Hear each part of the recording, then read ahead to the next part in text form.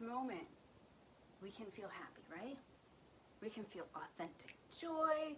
For some, like me, that song inspires me to want to dance and clap and move. I hope it does for you too. I hope you listened. Because this is the energy we create our future from, that we actually want. Point. I want you to think about. Go within and think about any kind of statement in your head that says, I will be happy if. I will be happy if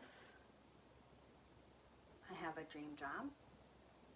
I will be happy if I have this many clients. I will be happy if I'm this weight. I will be happy if my partner does this. I will be happy if my children act like this. I will be happy if my parents act a certain way. I would be happy if I had my partner promise me things. What is it? What are your happy ifs? Really tap into them. Because until we're honest in what our happy ifs are, we won't see what we need to work on. So, our happy ifs are our attachment to fairy tales. They're our attachment to happily ever after. They're our attachment to things that aren't reality. Because it's not just setting a goal, it's about being attached to the happiness of that goal. If we don't achieve this goal, we're not going to be happy. We're setting ourselves up. Why would we want to do that? Why would we want to set ourselves up for failure? Because the truth is, even if we got those goals, it wouldn't make us happy. Reaching our achieved goals can't make us happy. A person can be in the perfect relationship, and if they don't appreciate that relationship, they won't be happy in it. No matter how perfect it is, no matter how wonderful a job is, if we don't appreciate that job, we won't be happy in it. I'd be happy if is living in the energy of lack. Do we want to create from that energy? No. We want to create from the energy of abundance. And abundance comes from appreciating. Abundance comes from being able to authentically feel joy now. If we are too in our heads, we're not going to feel that joy. We're not going to feel happiness because our head is always going to be somewhere else. And here's the thing that really sucks when we do this to ourselves. We miss a lot of gifts along the way. Some of those gifts are moments in our relationships. Some of those gifts are spotting red flags that are leading us down the wrong path because we're not paying attention because our head's somewhere else. It's in that if. That if's not going to get us anywhere.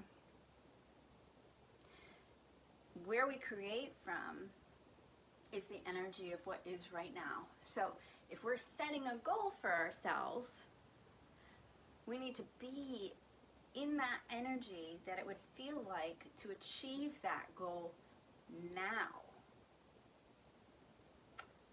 It's not happy if, it's right now. Happiness is only ever real in the present moment. It's not a future tense. It's right now. Our joy happens right now. That's what we want to get to. That's what we want to feed. That's what we want to make bigger, right? Whatever energy we put out there, we are going to get back. And this is actually why we have to even be careful with positivity. Because if we're using positivity as a tool to avoid, run, numb, or cover up what we're really feeling, it's not healthy. And guess what? We're still creating from that horrible feeling we feel inside of ourselves. It's just covered with happiness, which comes out toxic, which we get back toxic. And that can be some of the hardest lessons we learn, is from us trying to pretend we are in an energy that we're not in to create. When I've seen things about law of attraction, I'm always really interested in the fact that they don't talk too much. They think they talk about the positive thinking. They talk about creating what you want. But it doesn't go deep. What I've seen doesn't go deep enough inside to say whatever is going on in the very core of us is where we're creating from. So if we have horrible self-talk, if we are self-abusing, if we are constantly saying we're not enough, we are literally creating from a place of lack, creating more lack in the world. This is why I actually do the work I do on FromALovingPlace.com. I write a daily blog called Daily Aligning with Love, Abundance, and Peace. And that means over fear, lack, and separation, because those are our choices. What energy are we going to be in? It's not judgmental, it's just understanding that we're going to be in the energy of one set or another set. So that set of happy ifs, that comes from fear, lack, and separation. Love, abundance, and peace says happy now. We are living in happily ever now. Which means that even if we are sad now, we can embrace that sadness with the energy of love, abundance, and peace to learn from it.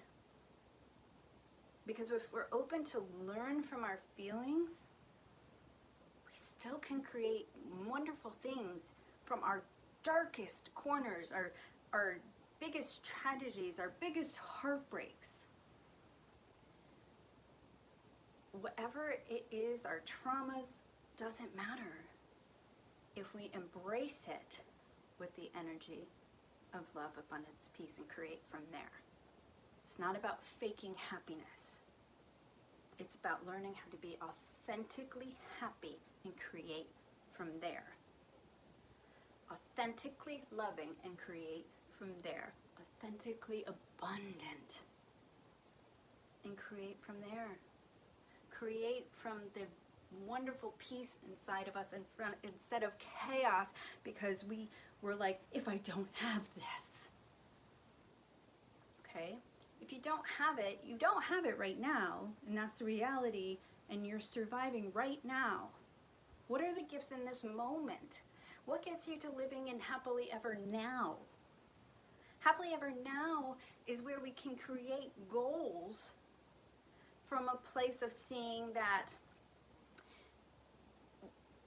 what we project out comes back.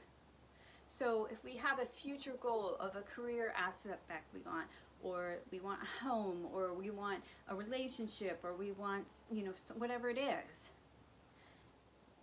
and we don't attach our happiness to it, but we tap into the energy of having it and understand why we believe that this is the goal we want. We understand all the elements of that, so that when we're in our daily lives, when we're in the moment, we don't miss the amazing gifts that are offered to us daily.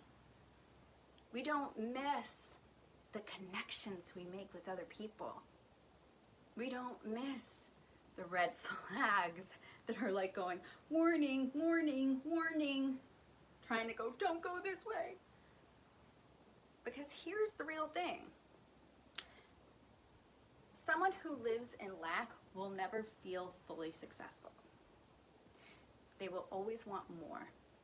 They will always feel like it's not enough.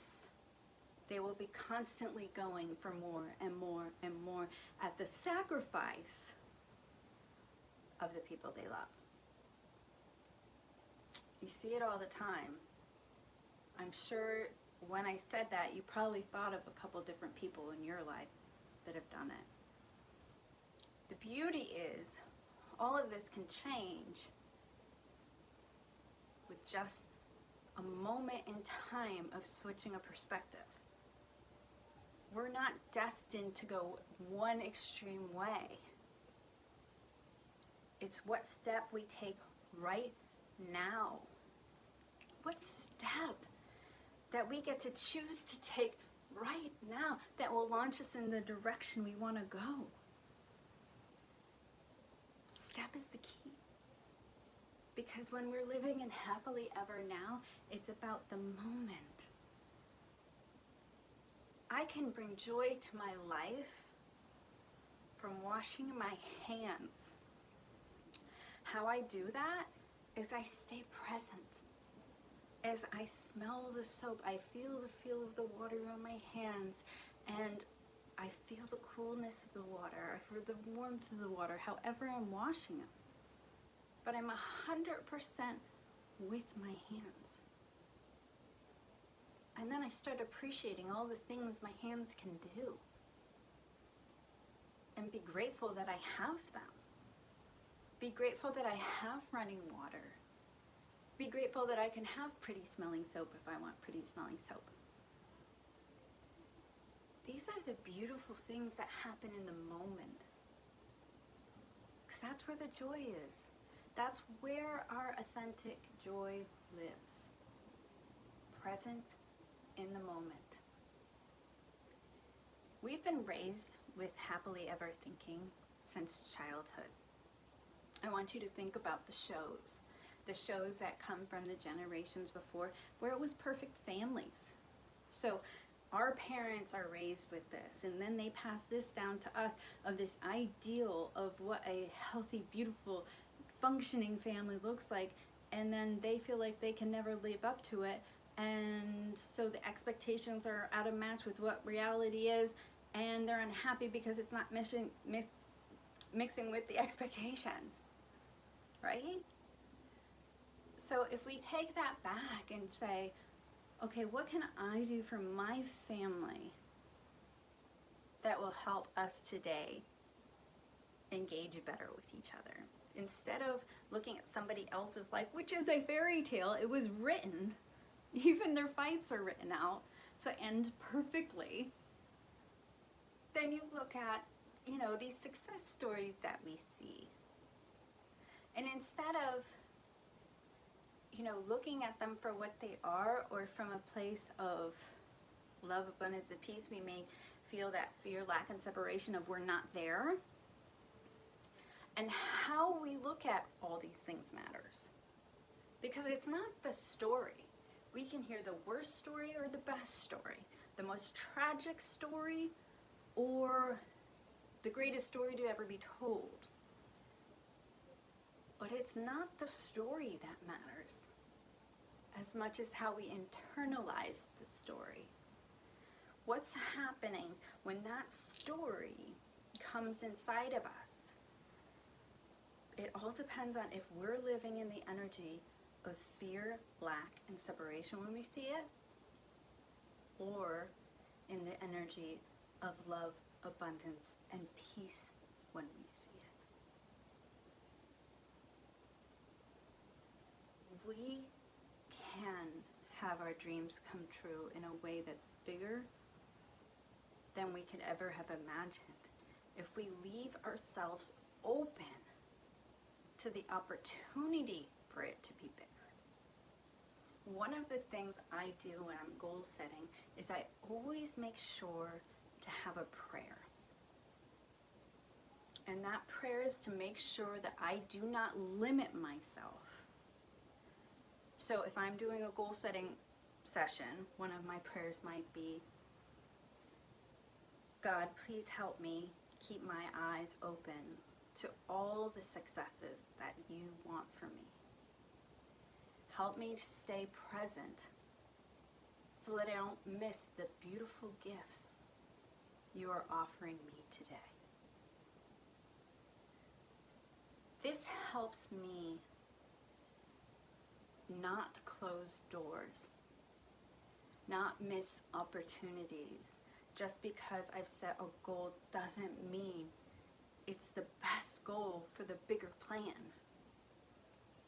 And I want to leave myself open for that because I have a feeling that's a lot bigger than I can imagine.